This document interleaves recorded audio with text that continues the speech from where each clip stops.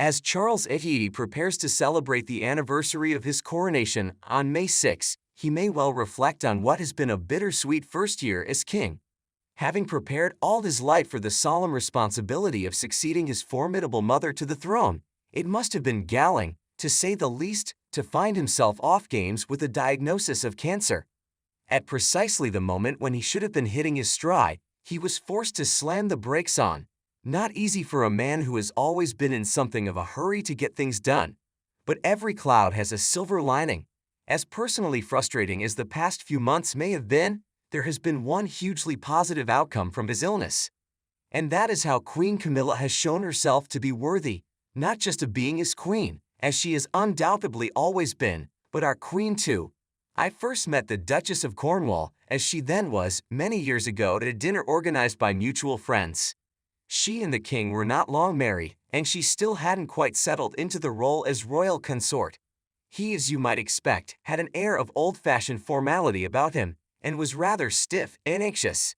She was the opposite, warm, mischievous, conspiratorial, occasionally indiscreet.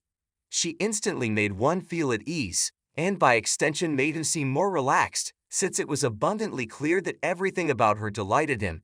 If you made her laugh, he would chuckle too. That sort of thing. It was as though she were balm for his soul. A long time after that, I was privileged again to dine privately with them, this time at Clarence's house. The intervening years had changed us all greatly, but the Queen remained the same, warm, welcoming, gossipy, always that naughty twinkle in the eye. As for the King, he seemed so much happier, so much more comfortable in his own skin. I recall a happy, informal supper with delicious food and easy conversation.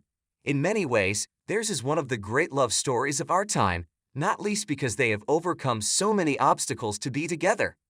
But in people's minds, the specter of Princess Diana still looms large over their union, and it is understandable that Diana's loyal fans still feel an element of at best ambivalence, at worst hostility, towards the former Mrs. Parker Bowles. It was for that reason, I think, that the king was determined to see his wife crowned with him. He wants the world to acknowledge how important she is to him, and to accept their deep commitment to each other, a commitment that has survived the test of time and the opprobrium of many. It was a grand gesture, and an important one, but I think it's only now, having seen her step up in his hour of need, that people are truly starting to appreciate her qualities. She will always have her critics, but she has worked hard for many years to earn the nation's trust and forgiveness. This time she truly deserves it.